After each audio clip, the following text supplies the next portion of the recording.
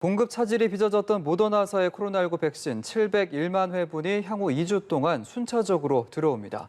한편 정부는 현행 거리두기가 재연장되면서 앞으로 2주의 방역 대응이 코로나19 4차 유행 극복의 분수령이 될 거라 전망했는데요. 전문가와 관련 대담 이어갑니다. 박밀선 서울대병원 가정의학과 교수 모셨습니다. 어서 오십시오. 어서 오십시오. 네, 안녕하세요. 네. 자, 신규 확진자는 1,628명으로 집계가 됐고요. 위중증 환자가 8명 줄었지만 아직 400명에 가깝습니다. 사망자는 13명이나 더 나왔는데요. 일단 최근 일주일간의 이 확산 추세 좀 어떻게 평가하시는지요? 네, 저 8월 17일 날 2,153명으로 가장 피크를 찍고 그 이후에 조금씩 감소하기는 하고 있지만 오늘의 1,628명 같은 경우도 한 주 전인 15일에 비해서는 늘어난 수이거든요. 예. 그리고 이게 델타 변이로 인해서 최근 2달간 늘어난 거와 함께 이제 여름 휴가의 여파이겠는데 그렇다면 작년과 아마 비교가 가능할 것 같아요. 그런데 네. 작년 같은 경우에는 8월 말까지 확산세가 크게 잡히지는 않았었거든요. 예. 그런 추이로 보고 거기에다가 델타 변이까지 있는 걸로 보면 앞으로 한 열흘 동안은 조금 더 늘 수 있는 가능성이 있을 걸로 생각이 듭니다. 그런데 일부 지역에서는 병상 부족 우려가 현실이 되고 있습니다. 실제 현장에서는 의료진 수급 문제가 가장 어렵다 이런 얘기가 나오는데요. 실제 체감상 어떻습니까? 네, 실제적으로도 중증 환자가 좀 늘고 있는 것 같고요. 그리고 이전보다 의료진을 구하는 저희가 메시지를 많이 받고 있거든요. 예. 그런 걸로 봐서는 지금 간호 인력과 그리고 의료 인력의 수급이 조금 원활치 않은 것으로 생각되기도 합니다. 또 중증 환자의 병상을 보면 대전은 지금 거의 없는 것으로 잔여 병상이 없는 것으로 보이고 나머지도 한두 개 정도 병상이 남아있다고 보고되는 것으로 봐서 네. 거기다가 또 보건의료노조가 총파업을 예고로 하고 있는 점 이런 다양한 점으로 봐서는 조금 더 어려운 상황이 될까 봐 걱정이 되고 있기는 하고요. 예. 그렇지만 아무래도 이제 대화나 이런 것들을 통해서 현명하게 풀어나가는 방식을 택하지 않을까 이런 기대를 해보긴 합니다. 예.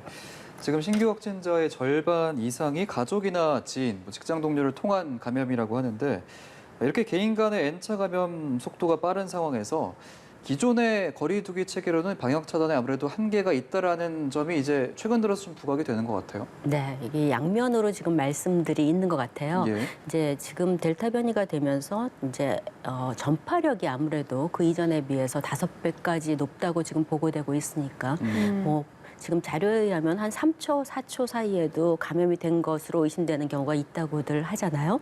그러니까 지금 사실은 거리두기 체계에 대해서 다시 한번 생각을 해볼 만한 상황이기는 한데 우선 백신 접종률이 오늘 50.4%, 또 2차까지 된 게 22% 넘는 걸로 좀 더 빠르게 증가할 수 있는 가능성이 있을 것 같기는 하고 또 델타 변이의 전파력이 워낙 크다 보니까 지금 이 거리두기를 조금 더 강화하는 것으로 얼마나 더 잡을 수 있는지에 대한 확신이 좀 불분명해지는 것 같아요. 그래서 지금 그거보다는 어쨌든 예방접종을 빠르게 특히나 50대 이상의 중증과 또 치사율을 높일 수 있는 집단에 대해서 좀 더 강화하고 또 이 18세부터 49세 연령도 이제 예약을 받기 시작했으니까 아마 시작될 것으로 생각이 들어서요.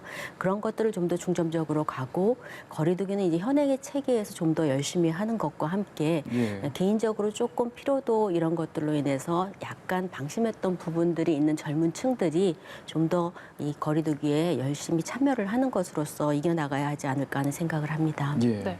그런데 18세에서 49세까지의 접종 예약률이 64%에 불과해서요.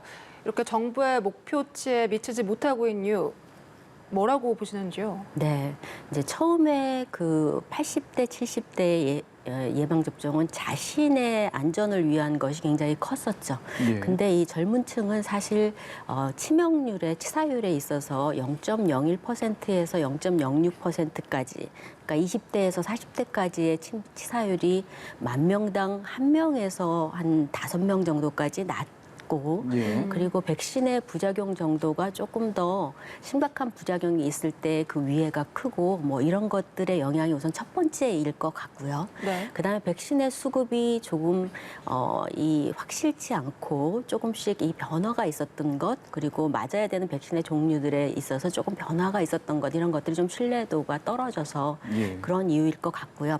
하지만 첫날 그 예약이 된 숫자는 굉장히 좀 컸거든요. 그러니까 그런 분들은 직업이라던가 아니면 주변 그 가족들이 감염이 될 위험이 큰 분들 이런 분들이 먼저 예약을 신청을 해서 생각보다 굉장히 빠른 속도로 예약을 할 것으로 생각을 했는데 예. 뒤쪽으로 가면서 이런 그 필요에 의한 그런 집단들이 조금 적어지면서 예약률이 좀 떨어진 것 같습니다. 조금 홍보에도 좀 더 신경을 써야 될 것 같고요. 이제 개학이 되면서 조금 필요가 늘 것 같기도 하고 그리고 이제 가장 중요한 건 사실 치명률 위중증이기 때문에 50대, 60대에 예방접종을 안 받으신 분들에 대해서 좀 더 적극적으로 시행을 해야 될 것 같아요. 예. 아무튼 백신 접종률이 올라가야 좋은 상황인데 이제 기존에 우려를 했었던 모더나 백신이 앞으로 2주간 701만 회분이 들어온다고 하는데 이제 오늘 26일부터 40대 이하 연령층 백신 접종이 시작되는데 이 부분부터 그러면은 적용이 되는 건가요?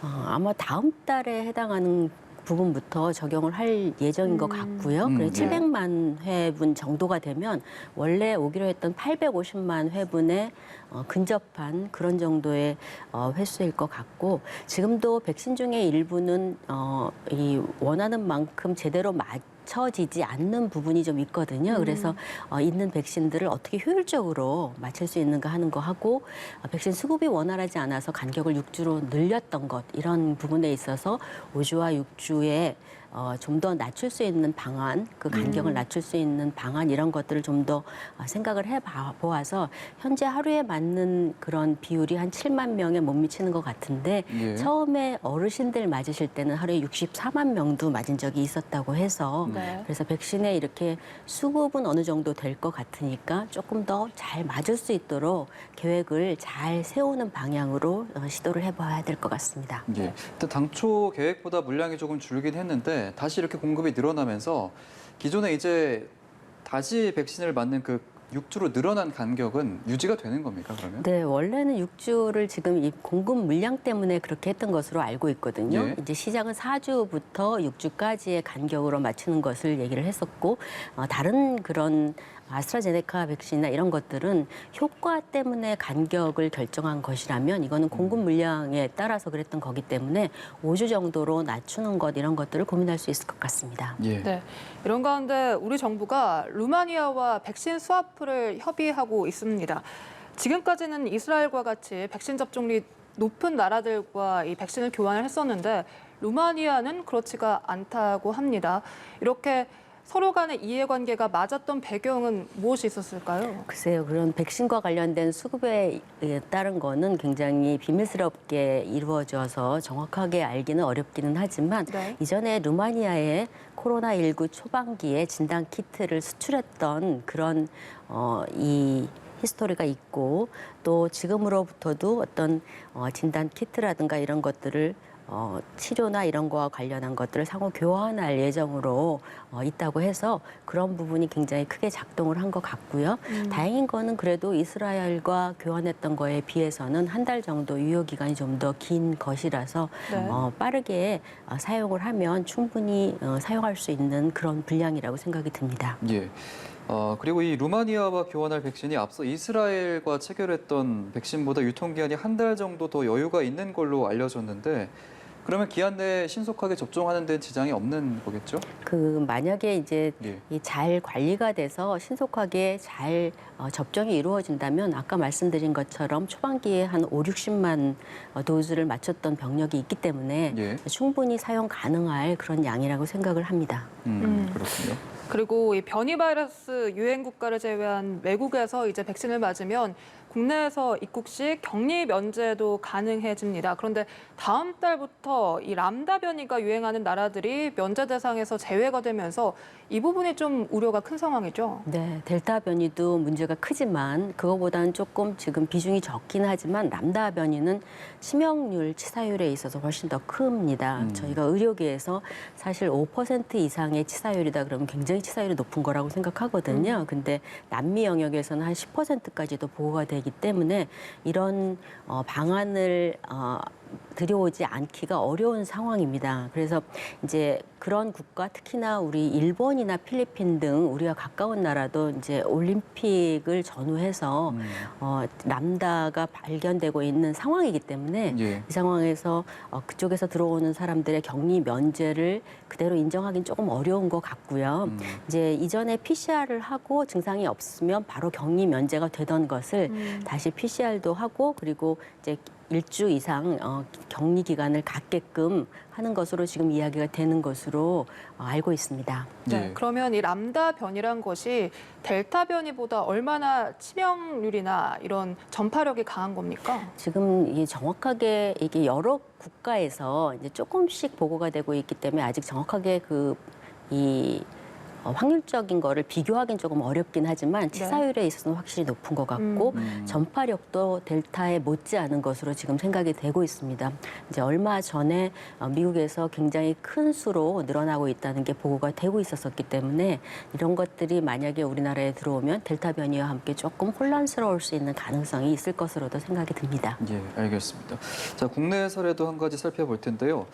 기존에 이제 감염병 예방법 위반으로 시설 폐쇄 명령이 내려졌었던 사랑제일교회 교인 800명이 거리 예배를 열어서 경찰과 충돌을 하기도 했는데 사실 뭐 이런 부분은 예배 자체도 위험하긴 하지만 이 예배를 하려고 모이는 과정에서 불필요한 접촉이 많이 일어나기 때문에 통제를 하는 거 아니겠습니까? 네, 그게 꼭 예배뿐만 아니라 이렇게 굉장히 많은 사람들이 모일 수 있는 것들은 지금 굉장히 주의가 필요한 상황이죠. 그게 예. 그 예배를 위한 것이건 또 어떤 정치적인 이유건 지금은 그런 것들은 가급적 좀 피해야 할 상황으로 생각이 들고요. 특히나 지금 크게 말을 하거나 그런 연설을 하는 뭐 이런 모임들은 조금 자제하셔야지 좋을 것 같습니다. 예. 네. 그리고 이 방역 체계 전환 가능성과 관련해서요. 우리 정부가 위드 코로나가 9월 말이나 10월엔 검토가 가능할 것으로 본다. 이렇게 언급을 했습니다. 위드 코로나 언제쯤 가능할 거라고 전문가는 보시는지요? 굉장히 어려운 부분이 있죠. 예. 이제 예방 접종률이 얼마가 돼야지 되겠다 하는 것들은 지금은 사실 의미가 좀 없어졌습니다. 왜냐하면은 그때 얘기는 집단 면역을 통해서 이것들이 토착화되지 않기를 바라는 거였거든요. 근데 지금은 70% 이상의 접종률을 갖고 있는 국가에서도 다시 유행하기 시작하는 것으로 봐서 완전히 네. 없애는 것은 어렵다고 보고 있고요. 그래서 그런 의미에서 위드 코로나로 가는 것은 당연한 단계라고 생각이 들기는 하는데 예. 우선 지금 독감 같은 것이 기존에 이 많은 사망률을 가지고 오긴 했지만 저희가 특정 집단에만 백신을 맞게 하고 그리고 그냥 지나갔지 않습니까? 그러니까 독감과 비교될 만한 정도에 해당하는 그런 치사율과 어떤 위중증을 가질 수 있는 시기가 되면 우리가 모든 것을 풀고 백신을 맞는 방향, 일부 집단에 좀 더 맞는 방향으로 갈 수 있겠지만 지금은 백신도 맞고 또 어느 정도 저희가 장기적으로 유지할 수 있는 사회적 거리두기 정도를 이렇게 만들어서 조금 장기적인 플랜으로 가야 될 것 같습니다. 지금처럼 많이 조이고 이런 것보다는 완전히 마스크를 없애거나 손 씻기를 없애거나 이런 거는 불가능하겠죠. 당분간 예. 하기는 하지만 조금 더 경제적인 부분에 있어서 피해가 좀 적은 방향으로 계속적으로 한 6개월 이상 시행할 수 있는 어떤 방향으로의 전환이 필요할 것 같고요. 적어도 70-80% 이상의 예방접종이 적어도 1차, 2차에 한 50% 이상이 돼야만 논의될 수 있는 그런 상황일 거라고 생각이 듭니다. 예, 알겠습니다. 저희가 얘기를 나누는 중에 속보가 들어왔는데요. 오늘 오후 6시까지 코로나19 신규 확진자가 1,184명이 집계가 됐습니다. 어제보다 89명이 적은 수치고요. 다시 한번 전해드리겠습니다. 오늘 오후 6시까지 코로나19 신규 확진자가 1,184명으로 집계가 됐습니다. 어제보다 89명이 적은 수치인데요. 자세한 내용은 저희가 들어오는 대로 신속하게 전해드리도록 하겠습니다. 그리고 코로나19 관련 대담은 여기까지 듣도록 하겠습니다. 박민선 서울대병원 가정의학과 교수였습니다. 고맙습니다. 고맙습니다. 감사합니다.